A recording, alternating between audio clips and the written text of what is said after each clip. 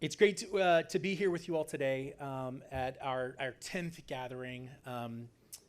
When my team and I set out to set these up in January, we're like, how are we going to do this many meetings across the country? And now we're coming to our final two of the year, and we're kind of like, wow, we're almost done. And we're a little, I will say, because I see some of my team members already shaking their heads. They're not sad about it. I'm a little sad about it. The reason I'm a little sad about it is because it has been, as Shirley mentioned, it has been really incredible to be with colleagues across the country and to hear for them the context that matters, the challenges that they're grappling with, the importance of this topic, and to hear both context uniqueness in what our colleagues have been sharing and similarities across those stories. And it's been, I think there have been times in my career, which is getting up there. Shirley reminds me that I'm still young in her eyes, which I appreciate, but it's getting up there. And there are times in my career where I wonder, can we really bring so many people together? And what this year has taught me is how doable that is. And so I'm really, really excited to continue that work with you all. And I also want to thank that incredible panel discussion that Sam and the panelists kind of brought us into. And I was also, it very much reminded me of the power of story, the power of, I actually have a saying where I talk about Shirley's Law: if you don't tell your story, somebody else will. And so it's really important for you to tell your story. And thinking about how important it is in this work for us to think about increasing belonging, not only for STEM teachers, but for students and adults in this notion of STEM. And I think part of that too is also recognizing that it's not just that people belong in STEM, but that STEM belongs in people. And I find that interesting as we're gathered on the we're in Dallas here. We're in, for those of us that are here in person, we're gathered in a coalition of 4 indigenous territories, the Humanos, the Tawakonani, the Wichita, and the Kickapoo territories here. I'm the son of a very proud half Choctaw, quarter Cherokee man, and it's important to me to honor not only my own history there, which is oftentimes not presented in the way that I look, but also how important storytelling is. Not only that I belong somewhere, that indigenous people belong in STEM, but also how important that is to see that STEM is a part of our cultural backgrounds as well. It is not a separate background that we're getting invited to, that it is inherent in those communities as well. And so I was just inspired by the panel who so nicely talked about that, in particular thinking about how we increase gender equity in STEM, but how applicable that is really across so many identities. And I just wanted to thank you all for that. So it's been an amazing journey as we've been flying across the country and meeting with so many incredible folks. And it's been so exciting to see the Alliance expand by more than 50%. As we've been having these convenings, we've engaged with over 1,000 STEM leaders from across the country. But I also want to make sure that we tell you a little bit more about who we are, who is SOA, who I hope you will say I am as a part of SOA, as you all, if you're not already feeling like you're a member of SOA, we hope you will be by the end of this day. SOA really represents a groundbreaking cross-sector alliance with an audacious goal. Our mission is to establish a STEM ecosystem firmly rooted in equity, inclusion, and scientific excellence to drive progress, innovation, and prosperity for all by the year 2050, as Shirley mentioned. And at the heart of SOA's mission is really this conviction that diversity and inclusion within the STEM enterprise are not just desirable. It's not just the right or just thing to do, though they are, but it's also essential for robust scientific community. This is not only crucial for US growth and competitiveness, but it's also vital for building a just society and improving people's lives. To achieve this ambitious goal, we launched the SOA to bring together resources and diverse partners to develop and launch a shared national strategy to achieve STEM equity and excellence. I will tell you, unfortunately, our country has never had a national goal around STEM equity and excellence. We've never had a plan for STEM equity and excellence. So why are we surprised when we have not achieved that in our country? Because we have never dreamed to do it. And what I am most excited about is that that dream is being realized with a group of cross-sector partners and in co-construction across this country. And now you are a part of that plan. So there is no free lunch. Those brownies come at a cost. And even if you didn't get a brownie or those really amazing chips, by the way, I need to understand how the potato chips are made here because they're really incredible. They're really, really incredible. But that was our entrance fee to garnering your expertise and your subject matter perspectives as we head into a series of breakout groups. And the reason that we've been doing these sorts of convenings is to, in fact, ensure that our national strategy is as robust as possible through literally constructing it with our partners across the country. So we have launched just earlier this month, we've reached really a significant milestone. You can see here a picture from when we started last December. I say started because this is when we had our public debut. I'm from the South, I'm from Charleston, South Carolina, so this is like our cotillion. It was our coming out, which I didn't get to do because, only girls do that, unfortunately, in the South. I was very upset about this. You could ask my mom. Had a whole thing. I was like, but why don't I get a ball? So we started in December, on December 12th in 2022. And this month, we really reached a significant milestone. As you heard at the top of our remarks, as Lyda mentioned, that we launched our draft national strategy, which is available on our website. We've been hosting a series of virtual town halls. I know many of you have been popping into those. And we also have an online form to collect feedback. And the reason that we decided to do this, even though we had already met with over 1,000 people, we were already garnering feedback from associations and national societies, we knew that it was still important for us to continue to co-construct this plan. And so we launched this plan, and now we're seeking your help to propel us forward. Since that launch in December, we have really focused on co-constructing this strategy, expanding our alliance, deepening our engagement with our partners, and increasing the financial support for equity and excellence represented by the Alliance.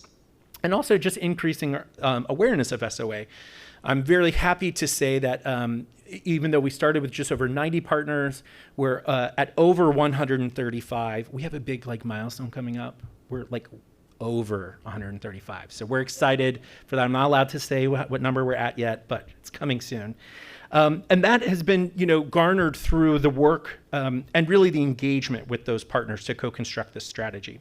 These events that we've been hosting have really allowed us to collaborate with leaders from industry to the education sector, to community organizations, the people who are really working on the ground to build equity in STEM. And the result is this draft strategy, and it's really rooted in people's lived experiences and yet aimed at national change. And at this point in time, I will make a plea for you, because in your breakout groups, we ask you to do some really difficult things. And I'm putting on my teacher hat here. We ask you to do difficult things because we believe you can do difficult things. So yes, we have high expectations, but you can rise to meet them. And part of that is balancing a national strategy that works at a national level, that has a policy agenda, that has a bold vision for what STEM should be in the country, and also thinking about how it is context relevant so that it works in the Dallas-Fort Worth area, and it works in, I'm trying to remember all the places that Shirley said, the Mississippi Delta. I don't remember the other places, so I'll name a few places I've lived. It works in Valdosta, Georgia. It works in Seattle. It works in New York City. It works in Boise, Idaho, and everywhere else in the country. It has to do both of those things. And it also has to balance this need for a long-term strategic plan of achieving equity by 2050. And yet, it must have the reverse engineered milestones that matter for what we must do today and tomorrow, what goals and milestones we have to meet this year and next year and the year after to really rise to what Dr. King said is the fierce urgency of now. This plan has to do both of those. It has to be national and local. It has to be long-term and strategic and fiercely urgent. And so I know you can do it. Sorry, we're going to ask you to do hard things, but I know you can do them. And we're really thrilled, in fact, to engage you all in the national strategy today, and as we engage with the broader public. There are several ways you can participate. I mentioned the virtual town halls. We have 2 more virtual town halls coming up. We've been having them on each of the pillars. Innovation will be on October 30th. Opportunity will be on October 31st. Those are available on our website. There's also, like I said, a very short form. It is really lightweight. It's a lightweight form. Most of the questions are optional. You can get in there and be like, I want to talk about this thing, and we will gladly take that perspective from you. But I also just quickly want to kind of dive in for you all. In your breakout groups that we're about to head into, you're going to be asked to kind of focus in on a pillar.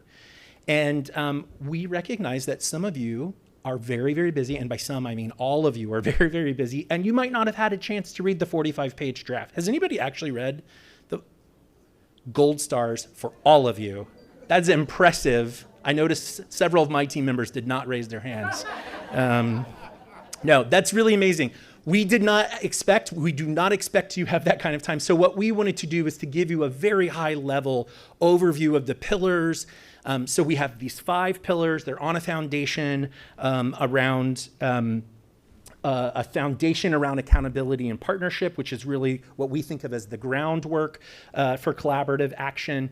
And each pillar has 2 goals and has some sub-metrics. So I just wanted to kind of quickly give you a rundown of those so that as you move into your breakout discussions, you have a sense of where you will choose, kind of what pillar you might choose to go to. So the foundation, again, is accountability and partnership. We have a goal around strong systems and processes for measuring equity. And we think about this both in terms of quantitative measures and qualitative measures. So how do we keep track of not only how the diversity of the STEM network, which is really about a quantitative figure, but also about the inclusion of the STEM enterprise and what does belonging and valuing look like in that space. We also have a goal around establishing key infrastructure for enabling coordination and collaboration, because we believe that radical collaboration is the only way that we'll be able to achieve this work.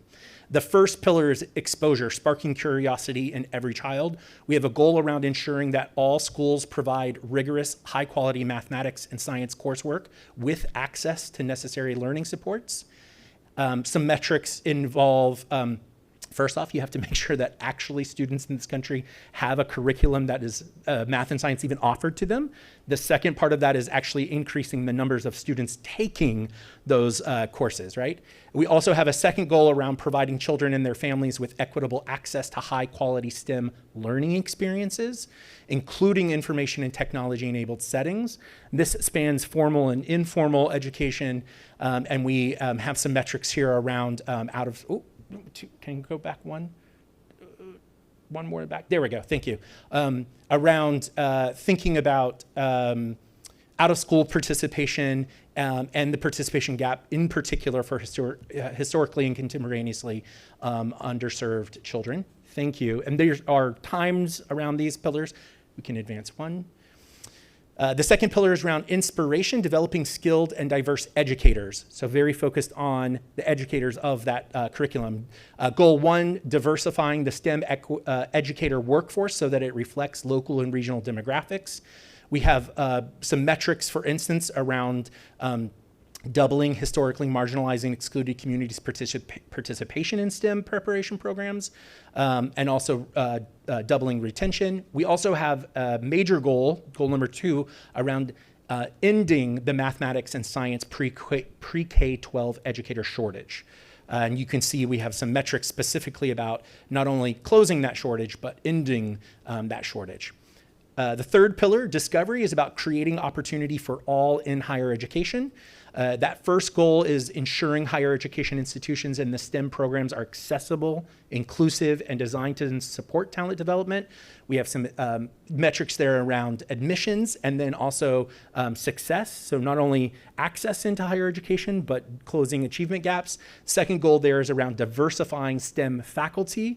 by educating, developing, hiring, and retaining and advancing persons from historically excluded and marginalized populations so that faculty can more closely reflect the demographics of the emerging student populations.